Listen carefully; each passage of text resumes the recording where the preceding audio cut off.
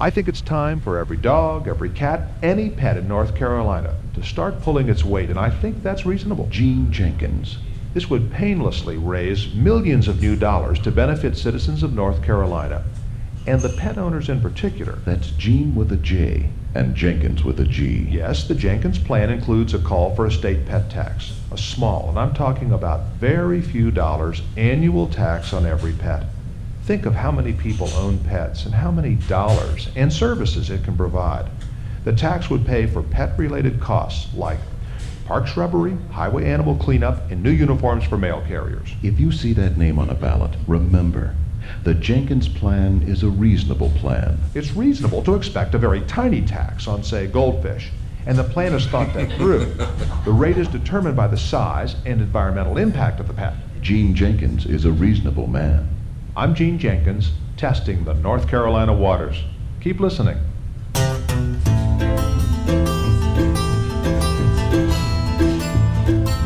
Welcome to Tales, Tunes, and Tomfoolery, starring Jerry Springer, along with Gene Galvin and me. I'm Megan Hills. We're recorded live in front of a brilliant studio audience at the Folk School Coffee Parlor in Ludlow, Kentucky. My daddy came home. Here he is, Jerry Springer. Every day.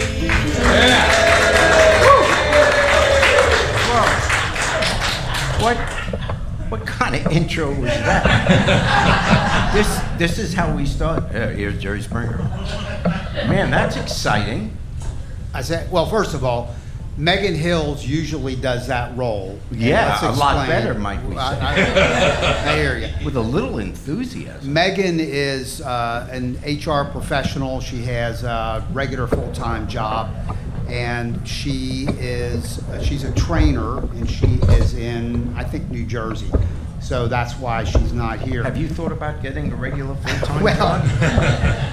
I thought the task was, because I asked Megan, how do you do the opening? And she says, say Jerry's name and something.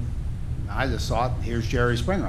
I said it, but it didn't have the punch No. or the show busyness of it. No, it's kind of a dead way to start a show. Okay. It doesn't suggest that anything coming up is going to be either interesting or exciting. All right. David, are we rolling? You're rolling Yes. tape, as we say. We are. Maybe I just noticed my first wife, Bonnie, just walked in the audience. Oh, there she is. Bonnie. And for that matter, Yeah. Jerry's wife, Mickey, is in the audience. Hey, let's do this again. You want to get people listening to this? Yes, I do. And even watching on Facebook? Yes. If I said, later on in the show, Mickey's going to be singing. Oh, that would be amazing. Can we make that happen? Not in this lifetime. But if I said it, people would say, oh my God. Okay, let's take the intro again. I'm just going to spin this around and have let Bonnie show you how say, a normal person would do it. Hit it, Bonnie. And here's Jerry Springer. Oh man. That was better. Man, now I feel a little bit That was better. better. That was better. Now I feel like, okay, I'm going to make a commitment to this show. Right. One of the few I have left. Yeah, that's right. Shows? Yeah. Yeah, I hear you. Hey, so we got this guy, first time I heard the ad, but we have somebody running ads on our podcast. His name is Jene Genkins, Gene with a J, Jenkins with a G. And he is running, here's what I know. He is now running in the state of Kentucky. His ads say North Carolina because apparently he tried this in North Carolina, testing the waters, as he says. Yeah. It didn't catch on. No. And now he's For good moved reason. it over to Kentucky, but he must be such a cheap ass that he's not then changing the name of the state. So he's running that ad which says North Carolina in Kentucky. Thinking that it's not that big of a deal, you know, that they're both tobacco states, and but here's the issue. His ideas, that ad, if you listen, was about pet taxing pets. Yes. Another way to raise money. There are, by the way, ticket taxes. They do that in the Cincinnati area. If you come in for a concert, Willie Nelson, Right. there's a ticket tax. There's all sorts of taxes. His idea, and that is a pet tax. And the size of the tax, as you could hear, varies on the size of the pet. So a little goldfish would be maybe a nickel tax, and a Great Dane would be a bigger tax. And what if a Great Dane had a litter? Well, then you pay more, just the same as if you buy a bigger house, I guess. But here's the problem. Here's the problem. That guy sounds a whole lot like somebody who I would call a friend of our show. He started calling our show a while ago, about a year and a half ago. Oh, I know. State Senator Tip Kemper. And he calls us, and I remember one of his ideas was, and you can relate to this because you have an in-ground private pool.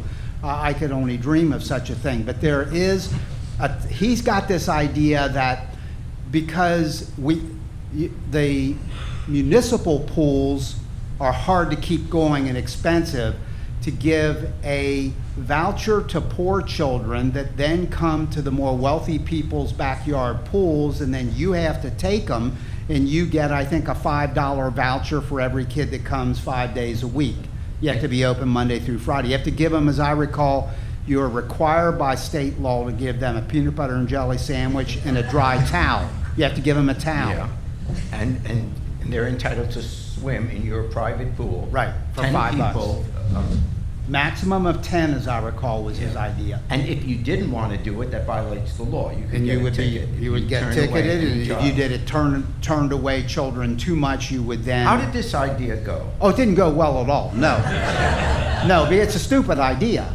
But this Jene Genkins, I don't want to say he's stealing ideas, because I don't know if there's any penalty for stealing stupid ideas, but he's doing that. Apparently not. Have you looked at Washington? No, I hear you. And by the way, later in the show, well, first of all, we're going to hear from Bennett Wales. Let's hear for Bennett Wales. Traveling through these parts as a performer and a songwriter. He's from Virginia Beach, and he has a band called Bennett Wales and the Relief, and so we're going to hear from him in a little bit. And Jerry, thank God, is going to talk about, because this needs to be discussed, Donald Trump's policy of separating children from their parents. And then today, as we do this podcast, because some will hear this, some are hearing it live on Facebook Live. Wave to Facebook Live, Jerry, right there. Say hello. And or hearing it on our live stream at jerryspringer.com. But others are going to hear it on the archive. But on the day we're doing this, Donald Trump caved and signed an executive order to stop separating children from their parents at the immigration southern border. So we'll talk about it. We'll get it's to not that. a complete. Yeah.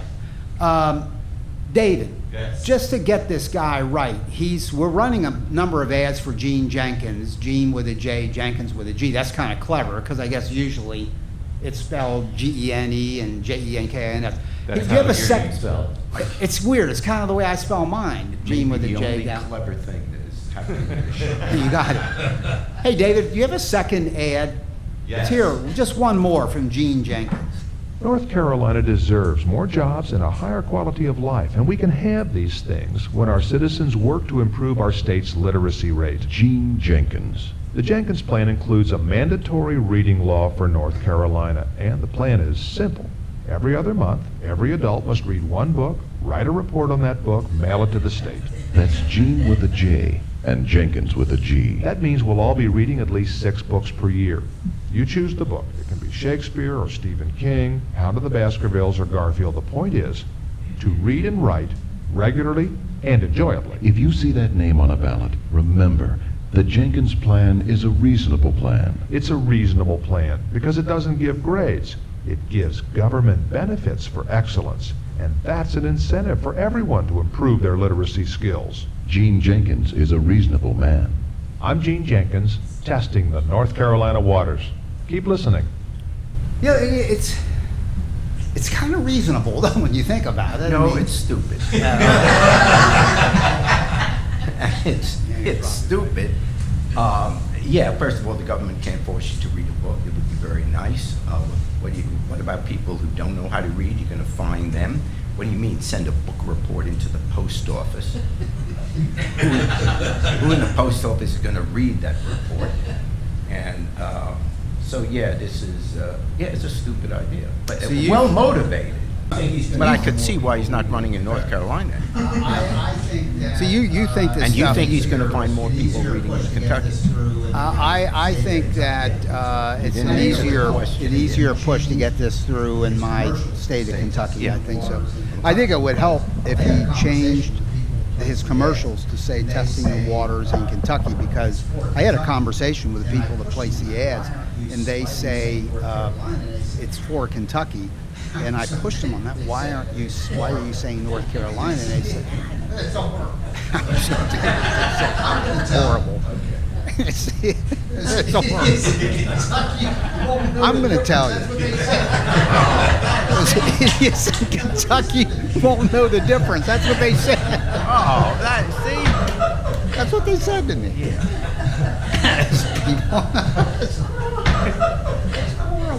It's my state. It's my Yeah. state. And it is. I also want to give a That's shout different. out. Yeah. You know, I'm not one of those, and I'm not bragging here, but I don't really expect a lot. Right? But I'm sitting here, you and me, we're sitting here at this. This is our desk. This is. It's a show desk. I guess you would It's a call show this the desk. show desk. Let's say, just for example, let's say Oprah Winfrey decided to do a podcast. Let's say. Do you think they would sit her down and it's not even nailed in? Easy now. They just put this Got here, microphones attached. and I don't know what it's got pictures of. Oh, these are for various concerts or whatever. Actually, pretty cool. Yeah, well, it's very cool in a teenager's bedroom. But what? And so this is what we're working on. I got a different take on My it. life is declining. I hear you. I hear just you. see. You say goodbye. Forget the limo. Where does it go from? By the way, what is the pathway backwards? If you have a Bentley, a private jet, 7 homes on 4 continents, what's it look like going backwards as you move? Have you ever seen the inside of a bankruptcy court? That's where we're headed. That's what it looks That's like. where we're headed. That's what it Yeah. looks like. No, Yeah. you adjust. Okay. And the other day, I had a hamburger. Oh, instead of a cheeseburger. Hey, by the way, Cheese is off. That's the first thing you cut back on. okay, I guess we can say, because it's in the popular media, but the 27 years of the Jerry Springer Show, by the way, that's a hell of a run. That is a hell of a run. 27 years. Is that the longest running show of some type? Would you say? Probably is, right? Yeah, it's the longest running daytime talk show in history, other than Phil Donahue. All right. Well, that's quite amazing. Oprah did 25. So yeah, In all seriousness. yeah, it's been great, and I mean, I've been very lucky, and I've loved it. But the show is continuing. We produce between 4,000 and 5,000 shows in Yeah. the can. So we signed a contract to keep running the show for several more years, on the CW. So people watching really aren't going to notice much of a difference, because no one has seen 5,000 shows. Correct. So Well, the I've truth seen. is, I believe I have. it's but- like, how many years? And that's why you are why you are. Yeah, where I am. So the show will still be on, but in terms of we produce some for the next season. Yeah. And each season, I guess a decision will be made how many new shows to produce for that year. But at some point, it's not really worth it, because you suddenly realize, why are you spending money producing new shows when most of the people alive haven't seen the other shows? Yeah, yeah. So yeah. it's really a business decision made by people way above me. And but I'm very grateful. There's not a complaint, and I've been so lucky. So I'm And very there's a grateful. lot of things, I know this because we hang out together. This isn't the end of even possibly TV. We don't know yet. You don't know yet. It's not that I'm part of it, but there's some things cooking. possibilities, We'll see. yeah. We'll see what happens. But anyway, that page turns. I haven't noticed any difference. I mean, I haven't seen any for sale signs. I still see I've never ever been on the airplane. In all the years we've been friends, Well, I've that's never been not on a gonna plane, and that is not going to change. Because I always thought, oh my God, I'm going to ride on a private jet, because that's not the world that I come from or that I live in. And I'm a little bit like I don't Jene wanna Genkins. take- It was stupid on my part. No, but I don't want to take you from your world. No, it's good. Because once I see that, yeah, anyway. Hey, serious question. We've all followed in this time period like today, or let's say the last week particularly, the last 2 or 3 days really in particular, a huge controversy over in images and audio sound of wailing children. It's been horrible. I mean, I've seen many news anchors crying on camera over this. Anyone who has a kid, Anybody you who has a can't kid imagine can't imagine you related some to your government kid, official grabbing your kid away from you. and that child, 4 years old, 3 years old, is like the only thing they know is usually their mommy, could be their dad, sometimes both. Okay, so what's your analysis of that whole thing? Well, the first thing is the problem, despite today's headlines, hasn't really been solved, because all that happens now is that, Trump said the family seeking asylum, coming over with their child, and they don't yet have the documents, and they're going to be sent back or whatever, they now are allowed to stay together in the same jail. They're not going to take the children away. So the whole family will be in the same cell. Problem is, under the law and under court cases, you can't keep a child in that situation for more than 20 days. And there aren't enough lawyers to hear these cases for asylum, to see whether they're, even under current immigration laws, whether they're entitled to be in the country. So it's going to be way more than 20 days. So you're going to run into the problem 20 days from now. So that the lawsuits that are starting as we're talking are going to be endless. So this doesn't solve the problem at all.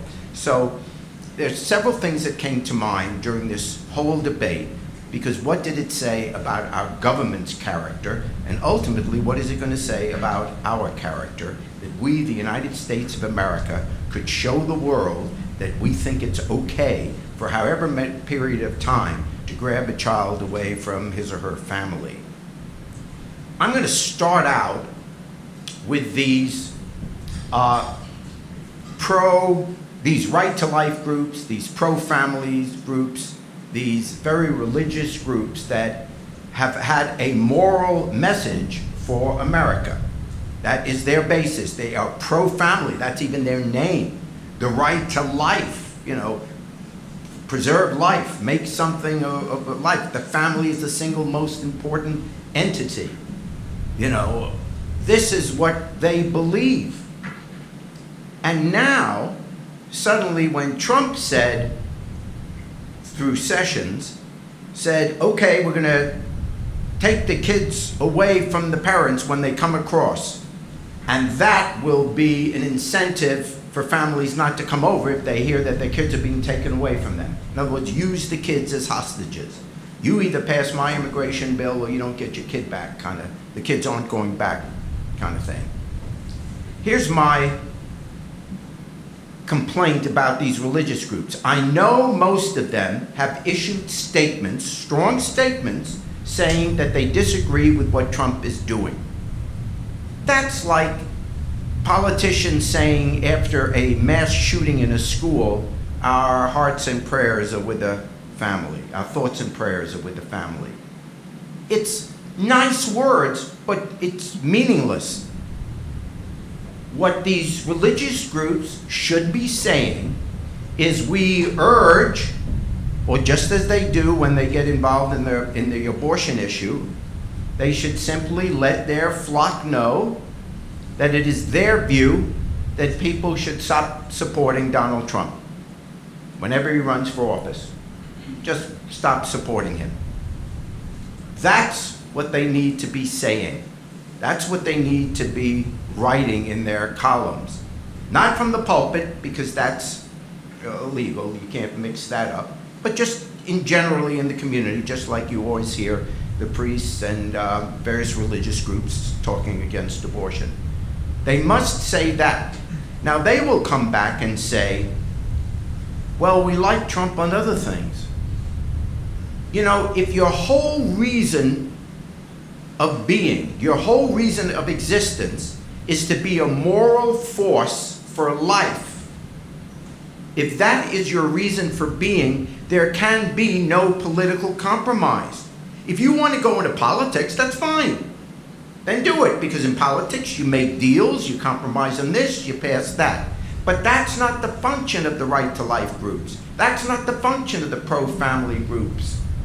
The function of those groups is to have the moral standard to say, this is what we believe, and if you want to live to this morality, this is it. And if you don't support us on this, we will oppose your continuing in office. That, because now what these religious groups have said, by refusing to say that, what these religious groups have said is, we're really not that serious about it. We don't really believe it. We're in favor of it. We think it's wrong that you separate families from kids. We think family's important, but it's probably more important that we get Trump elected to office, because on a lot of issues we're with him. You're no longer a spokesperson for the moral issue. They have a responsibility to be consistent. Politicians don't, because politics by nature is making deals and negotiating, etc., not the religious groups. So that's my first complaint about watching these editorials being written, nice words, but they weren't willing to say, Trump has lost our political support. Don't be asking us for money. Don't be coming campaigning with us. If you have that low a moral standard that you think it's okay for however many days or weeks that the kids are separated from the parents, you do not deserve to be in political office. We can't support you. That's against everything we believe in. That's the first thought I had. The second thought I had is, we're America. The whole concept of America to the rest of the world is that we're the one place, is that if you're seeking asylum, if you're running away from terror, if you're running away from horrible dictatorships, from you know, your life's in danger, impossible conditions, what human being wouldn't grab their kid and say, come on, we're getting out of here? How many Jews were trying anything they could to get out of Germany? What's wrong with, why don't we, and America is the place where, yeah, it's okay. What are you talking about, an immigration crisis? Really? I'm not saying it's not a political issue. I understand it is. But a crisis? How many people went to sleep last night not being able to fall asleep because you think there are too many immigrants in America? Really? Your life is suddenly bad because there are immigrants in America? And by the way, we're not talking, quote, undocumented immigrants. They're talking about lowering the number of immigrants, legal, permitted in the United States. They want to lessen immigration. That's not America. It's almost like the whole country saying, this is a joke. We don't really believe this, you know. We'll salute the flag. We'll get upset if somebody takes a knee. We'll sing the national anthem during the seventh inning stretch, or God Bless America. We'll do all that. But do we really believe in it? If it's anything, any cost to us, do we really believe that America is the place, give me you're tired, you're hungry, you're poor, the Statue of Liberty? We need to all ask ourselves that question, because honestly, and this isn't just a thing for a podcast or a political speech, I honestly am starting to believe that most Americans really don't believe in the idea of America. This is a nice place to live, and you can live in a nice neighborhood, and you got sports, and you get entertainment, and you can travel around and whatever. But do we really believe in what America stands for? It'd be nice to see some evidence of that. Finally, and here's a moral issue. Let's say no matter what I said, you still disagree with me. We have an immigration problem. We got to stop the flow of immigrants into this country. Let's say you just believe that, and nothing I say is going to make you change your mind. And you will then say, therefore, you justified, as Sessions was doing, you justified the idea, yeah, it seems cruel for the moment that kids are being taken away from their families when they come across the border, but that's going to turn out to be very effective. Because as other families hear about it, they're probably not going to want to come across the border with their kids. So it could be an effective deterrent. I agree. But let me give you this example. We'll all agree here that we need to stop drunk driving. Okay, we all agree. Even people who drink say, you know what, it's not right to be drunk and to drive. And you could wind up killing yourself and killing other people. And just horrific stories about people being killed by drunk drivers, wounded, maimed for life. So we know that's a serious problem. Well, we could stop it within a month. Within a month, we could cut it by 99%. If there was every state, federal law, everything, mandatory. If you are picked up for drunk driving, if on the breathalyzer you are drunk, mandatory sentence, 10 years in prison. But I have a family at home. I got a job and all that. 10 years in prison, no chance of parole for those 10 years if you are caught once driving drunk. Now, we all know, no matter how much we would scream and yell, that would stop drunk driving overnight. So yes, that's a very effective deterrent. But why don't we do it? Because we understand as human beings, there's some things that you just don't do because it's too harsh of a penalty, cruel and unusual punishment. It doesn't take into account possible other things that are involved. Maybe that's too harsh for the first time. Why? We don't want to destroy a family. That would be the argument, wouldn't it? How many people would come before Congress and testify, it's unfair to the kids. They have kids at home. You can't take away mom or dad because they were driving drunk. That's the exact same argument here. Just because something is a deterrent, just because there are ways to stop certain crimes, doesn't mean as a civilized society, compassionate society, people that have the heart, people that understand human frailties, people that understand that sometimes people go outside the bounds of appropriate behavior, people that understand that, we want to have a legal system that protects the public but also takes that into account. This is why there never was an ounce of sanity in this idea of trying to stop immigration, which we shouldn't be doing in the first place, trying to stop immigration because you think it's effective that you're going to take kids away from their parents.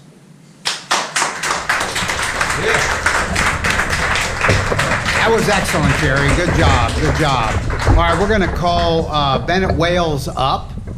And Bennett is here from Virginia Beach, Virginia. And he is a songwriter and a singer, and he performs solo, as he's going to tonight, but he also has a band called The Relief that he works with. Bennett, hey, how you doing? How's it going? Thank you so much for having me. Absolutely. Sure, Thanks for sometimes coming. you perform so low we can't hear you. Oh, hey.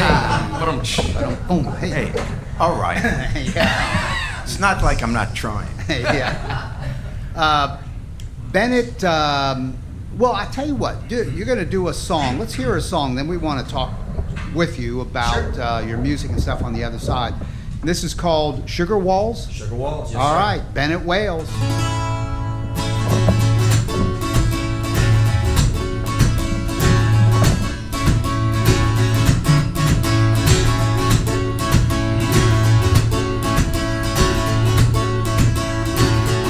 Since first got meeting, I wrote down, maybe sleeping, I don't know.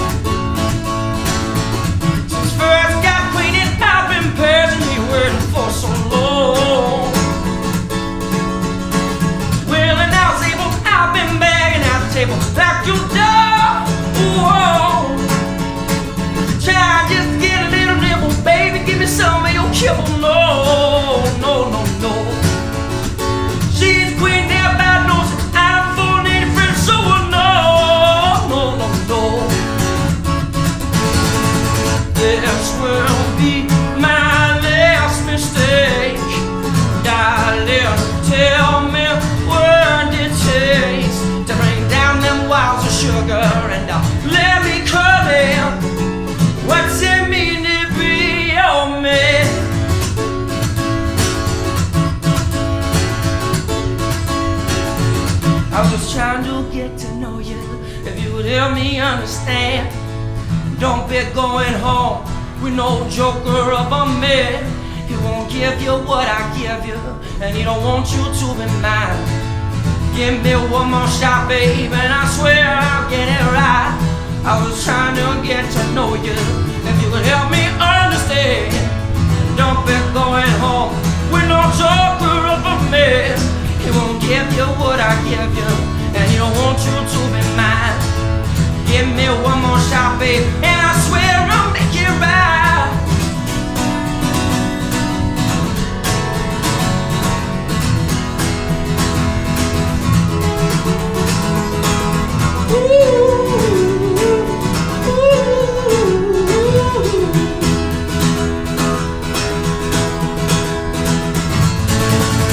This will be my last mistake. Darling, tell me what it takes to bring down them walls of sugar and let me come in. What's it mean to be your man? What's it mean to be your man? What's it mean to be your man? What's it mean to be your man?